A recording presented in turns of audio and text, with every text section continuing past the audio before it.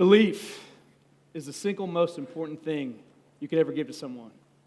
On the contrary, lack of belief can be one of the most devastating diseases to ever enter a human body. Fortunately, I know a lot about both of those. I grew up on the Ohio River in Portsmouth, Ohio. That river used to be a source of strength, a source of pride. It shipped out grains from the farms, it shipped out steel from the mills, it shipped out products from our factories. My people were the river rats. We might cuss a little, drink a little more, but we fight hard, laugh harder, and love the hardest.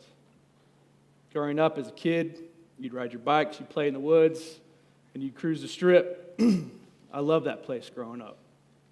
But after high school and college, in a post-9/11 world, I found myself along another river, the Tigris River in Iraq.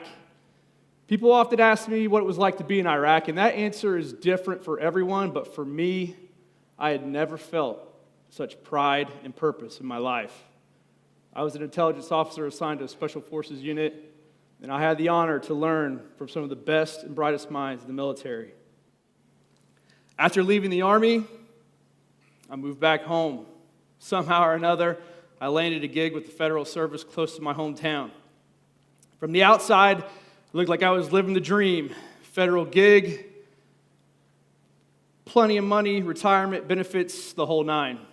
But on the inside, I was lacking. I had no purpose, I had no direction, and ultimately, I had lost belief that I was living a worthy life. You see, veterans, they're not struggling so much with PTSD. What they're struggling with is a lack of connectivity for a cause and a fight to believe in after the war.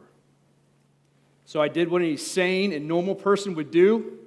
I picked up a kettlebell and I started swinging it. Fitness brought me out of my funk, cleared my mind, and enhanced my spirit. It would later go on to me opening a gym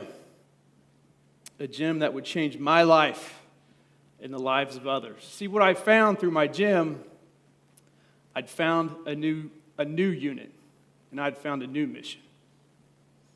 This is our motto at the gym. Pain is not my enemy. It is my call to greatness. That was the first domino of positive belief that tipped over. The next would become another team. Team, some assembly required. Happens to be one of Arnold's favorite teams as well. In around 2013, my buddy and I, my old college and Army buddy Derek Carver, started this team. A team of adaptive athletes. These are men and women, both veteran and civilian, who are missing arms, legs, or a combination thereof, but who still get after it.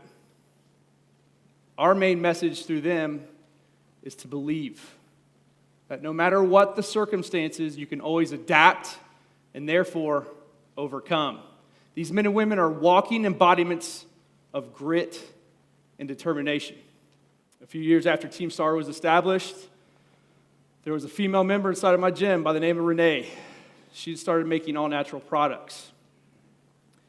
And after witnessing the competitions that the adaptive athletes go through, they can get some pretty significant rashes and burns on their limbs that fit in their prosthetics. So I approached her one day to see if she could come up with a first aid ointment to be given to those guys and to be sold to the members in our gym. She came up with a prototype. We signed a deal in my kitchen for a 50-50 partnership for a company that would be called Doc Spartan.